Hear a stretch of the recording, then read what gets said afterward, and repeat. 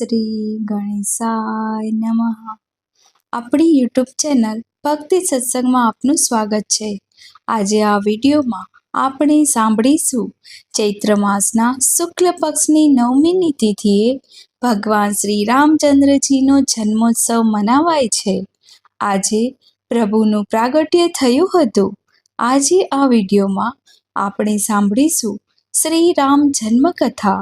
જે આ પવિત્ર કથા સાંભળે છે, વાંચે છે, તેના ભવના દુઃખનું હરણ થાય છે. ભગવાન શ્રી રામચંદ્રજી મર્યાદા પુરુષોત્તમની કૃપાથી ભવસાગર પાર ઉતરી જવાય છે. ધર્મ, અર્થ, કામ અને મોક્ષ આપનાર ભગવાન શ્રી રામચંદ્રજીની આ પાવન કથા છે. ભગવાન નારાયણના અવતાર એવા ભગવાન શ્રી રામચંદ્રજી, જેઓ મર્યાદા પુરુષોત્તમ કહેવાણા, જ્યારે જ્યારે ધર્મની હાનિ થાય છે, અધર્મમાં વૃદ્ધિ થાય છે, ત્યારે પ્રભુ આ ધરતી લોકની રક્ષા કરવા માટે પૃથ્વી લોકના જીવોની તથા દેવતાઓની પણ અભયદાન આપવા માટે જન્મ ગ્રહણ કરે છે. ત્યારે ભગવાન શ્રી રામચંદ્રજી, કે જેઓ ભગવાન શ્રી નારાયણના અવતાર હતા, તેઓ આ ચૈત્ર માસના શુક્લ પક્ષની 9મીની તિથિના દિવસે પ્રગટ થયા. જે નવરાત્રિ દરમિયાન નવદુર્ગાની પૂજા દરમિયાન 9મી તિથિ જે સિદ્ધિદાત્રી મહાશક્તિની પૂજા ઉપાસના થાય છે, ત્યારે પ્રભુનું પ્રાગટ્ય થયું હતું. આ વિડીયોમાં આપણે ભગવાન શ્રી રામજીની પાવન કથા, પવિત્ર કથા સાંભળીશું. લોકાભિરામમ રણરંગધીરમ રાજીવનેત્રમ રઘુવંશનાથમ કારુણ્યરૂપમ કરુણાકરંતમ શ્રીરામચંદ્રમ શરણમ પ્રપદ્યે. બોલો દશરથ નંદન કૌશલ્યાજીના લાલજી, અયોધ્યાપતિ શ્રી સીતાપતિ ભગવાન શ્રી રામચંદ્રજીની જય. શ્રી રામ જન્મકથા. શ્રી રામજીના જન્મોત્સવની કથા. બોલો ભગવાન મર્યાદા પુરુષોત્તમની જય. અવધપુરીમાં રઘુકુળ શિરોમણી દશરથ નામે રાજા થયા, જેમનું નામ વેદોમાં વિખ્યાત છે. તેઓ ધર્મ ધુરંધર, ગુણોના ભંડાર અને જ્ઞાની હતા. તેમના હૃદયમાં સાંગ ધનુષ ધારણ કરનારા ભગવાનની ભક્તિ હતી અને તેમની બુદ્ધિ પણ તેમાં જ લીન રહેતી હતી. તેમને 3 રાણી હતી: કૌશલ્યા, કૈકેયી અને સુમિત્રા. એ બધી રાણીઓ પવિત્ર આચરણ કરવાવાળી, વિનયી અને ભગવાનના શ્રીચરણોમાં દ્રઢ પ્રેમ રાખનારી હતી. એક વખત રાજાના મનમાં ઘણી ગ્લાનિ થઈ કે મારે સંતાન નથી.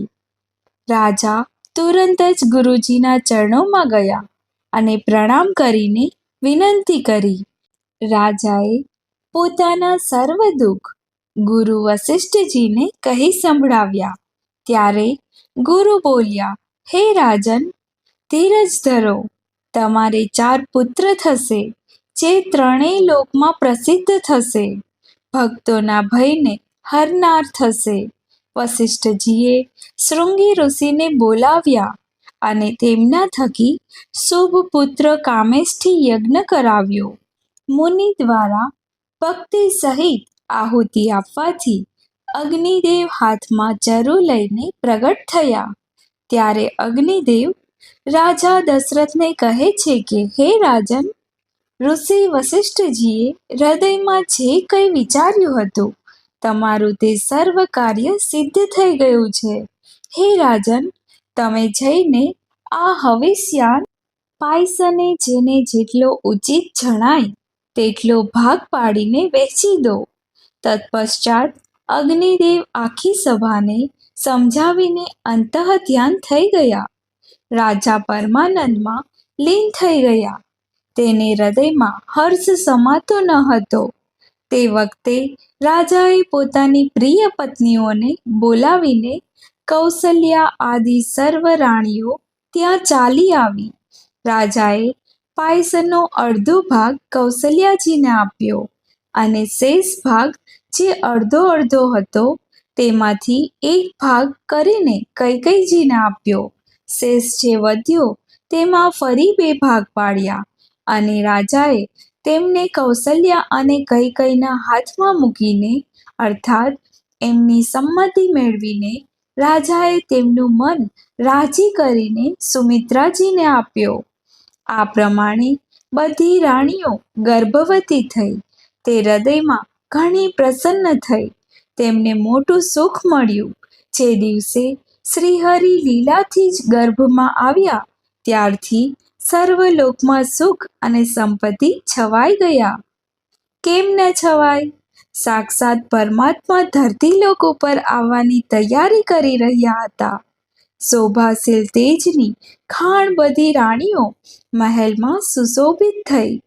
આમ થોડાક સમય સુખપૂર્વક વીત્યા કે તરત અવસર આવી જ ગયો જ્યારે પ્રભુએ પ્રગટ થવાનું હતું. યોગ, લગ્ન, ગ્રહ, વાર, તિથિ સર્વ અનુકૂળ થઈ ગયા. જળ અને ચેતન સર્વ આનંદથી ભરાઈ ગયા. શ્રી રામજીનો જન્મ સુખનું મૂળ છે. પવિત્ર ચૈત્ર મહિનો હતો. 9મીની તિથિ હતી. શુક્લ પક્ષ અને ભગવાન પ્રિય અભિજીત મુહૂર્ત હતું. બપોરનો સમય હતો. ન હતી ઠંડી, બહુ ન હતી ગરમી. પવિત્ર સમય સર્વલોકને શાંતિ આપનારો હતો. શીતળ, મંદ અને સુગંધી વાયુ વાતો હતો. દેવતાઓ પણ આનંદિત હતા. સમસ્ત લોકને શાંતિ આપનારા જગતના આધાર પ્રભુ પ્રગટ થયા. દીનો પર દયા કરનારા કૌશલ્યાજીના હિતકારી કૃપાળુ પ્રભુ પ્રગટ થયા. મુનિઓના મનને હરનારા તેમના અદ્ભુત રૂપોનો વિચાર કરીને માતા આનંદથી છલકાઈ ગયા. નેત્રોને આનંદ આપનારા મેઘ સમાન શ્યામ જેનું શરીર હતું. 4 ભુજાઓ, પોતાના ખાસ આયુધો ધારણ કરેલા, શંખ, ચક્ર, ગદા, પદ્મ અને આભૂષણો તથા વર્ણમાલા પણ ધારણ કરેલા, મોટા મોટા નેત્રવાળા, આમ શોભાના સમુદ્ર તથા ખર રાક્ષસને મારનારા ભગવાન શ્રી પ્રગટ થયા. બંને હાથ જોડીને માતા કહેવા લાગ્યા, હે અનંત, હું કઈ રીતે તમારી સ્તુતિ કરું? વેદ અને પુરાણ તમને માયા, ગુણ અને જ્ઞાનથી રહિત કહે છે. શ્રુતિઓ અને સંતજન દયા અને સુખના સાગર કહે છે. તે જ ભક્તો ઉપર પ્રેમ કરનારા લક્ષ્મીપતિ ભગવાન મારા કલ્યાણ માટે પ્રગટ થયા છે. માતા કૌશલ્યા હરખાઈને પ્રભુના દર્શન કરી રહ્યા છે. ત્યારે પ્રભુને થયું કે મારો જન્મ ખાસ કાર્ય માટે થયો છે.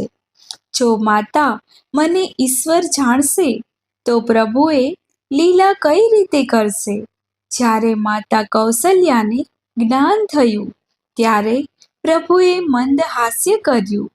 તે ઘણી જાતના ચરિત્ર ઈચ્છે છે, એટલે તેમણે પૂર્વજન્મની સુંદર કથા કહીને માતાને સમજાવ્યા, જેથી તેમને પુત્રનો વાત્સલ્ય પ્રેમ ભગવાન પ્રત્યે પ્રાપ્ત થાય, પુત્રભાવ થઈ જાય. માતાની તે બુદ્ધિ બદલાઈ ગઈ. ત્યારે તે ફરી બોલ્યા, હે તાત, આ રૂપ છોડીને અત્યંત પ્રિય બાળલીલા કરો. મારા માટે એ સુખ પરમ અનુપમ હશે.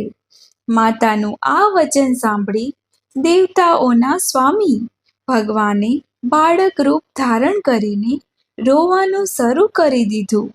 જે આ ચરિત્રનું દાન કરે છે તે શ્રીહરિનું પદ પામે છે. સંસારરૂપી કૂવામાં પડતા નથી. બ્રાહ્મણ, ગૌ, દેવતાઓ અને સંતોને માટે ભગવાને મનુષ્યનો અવતાર લીધો. બાળકના રોવાનો ઘણો જ પ્રિય ધ્વનિ સાંભળીને બધી રાણીઓ ઉતાવળી થઈને દોડી આવી. દાસીઓ આનંદિત થઈને ચારે બાજુ દોડી. સર્વ પુરવાસીઓ આનંદમાં ગરકાવ થઈ ગયા. રાજા દશરથજી પોતાના પુત્રનો જન્મ કાનેથી સાંભળીને જાણે બ્રહ્માનંદમાં સમાઈ ગયા. મનમાં અતિશય પ્રેમ છે, શરીર પુલકિત થઈ ગયું છે અને બુદ્ધિને ધીરજ આપીને પ્રેમથી શિથિલ થઈને તેઓ ઊભા થવા ઈચ્છે છે.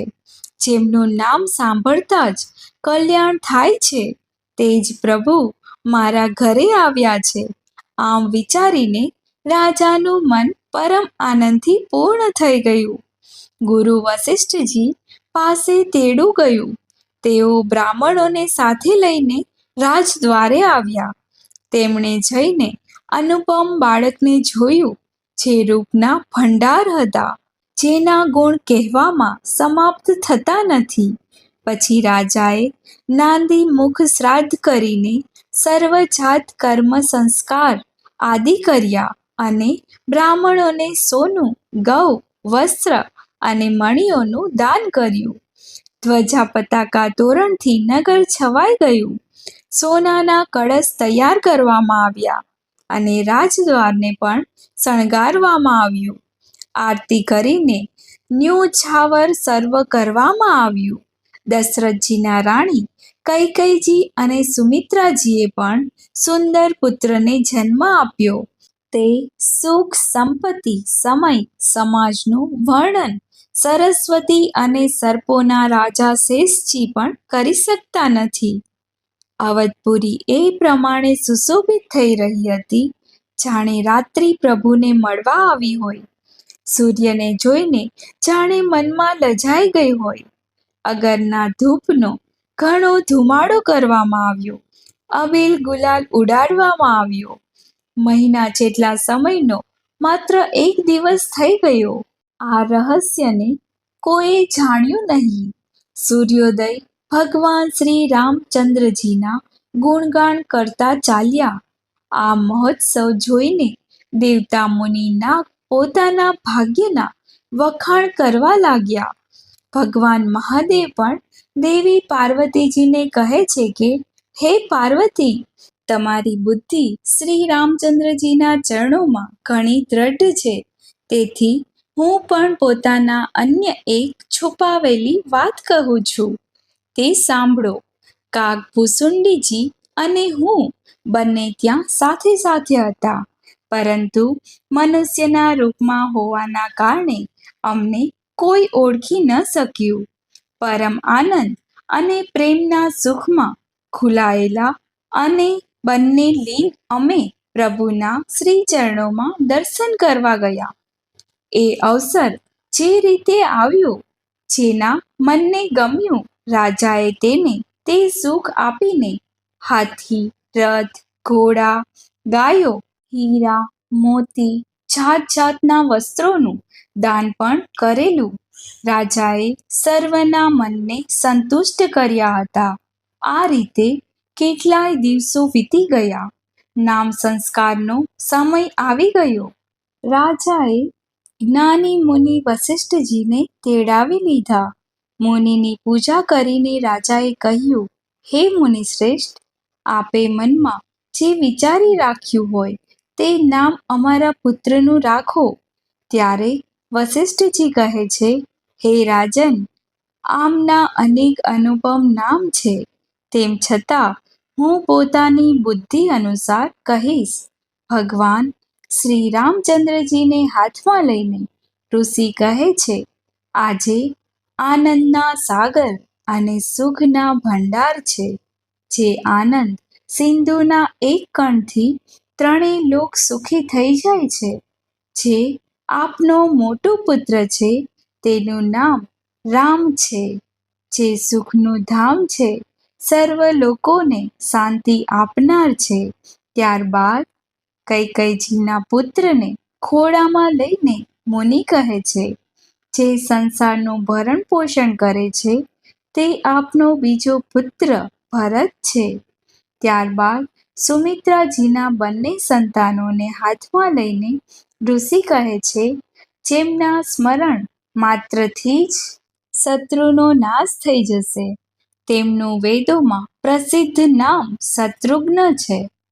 ત્યારબાદ કૌશલ્યજીના બીજા પુત્રને હાથમાં લઈને ઋષિ કહે છે, જે શુભ લક્ષણોના ધામ છે, શ્રી રામજીના પ્રિય છે, આખાય જગતના આધાર છે.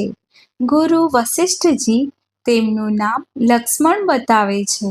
આ પ્રમાણે ગુરુજીએ હૃદયમાં વિચારીને આ નામો રાખ્યા અને કહ્યું, હે રાજન, તમારા ચારેય પુત્રો વેદોનું તત્વ સાર છે, જે મુનિઓના ધન, ભક્તોના સર્વસ્વ અને શિવજીના પ્રાણ છે.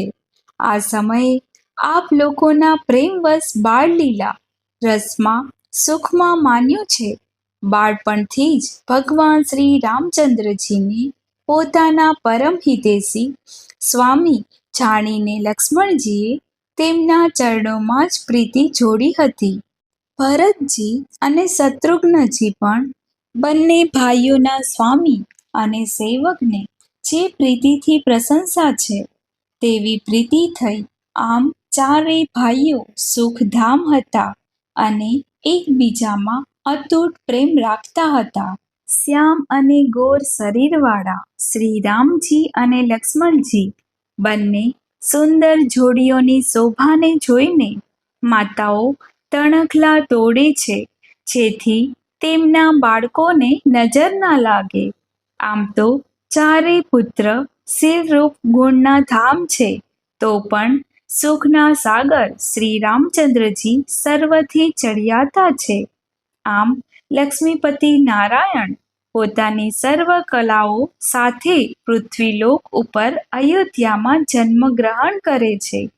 ભક્તોની તમામ મનોકામના પૂર્ણ કરવા, દીનજનોની રક્ષા માટે, સાધુ પુરુષની રક્ષા માટે, દેવતાઓના પણ કલ્યાણ માટે, આસુરી તત્વના નાશ માટે, પૃથ્વીનો ભાર હળવો કરવા માટે પ્રભુએ જન્મ ગ્રહણ કર્યો છે.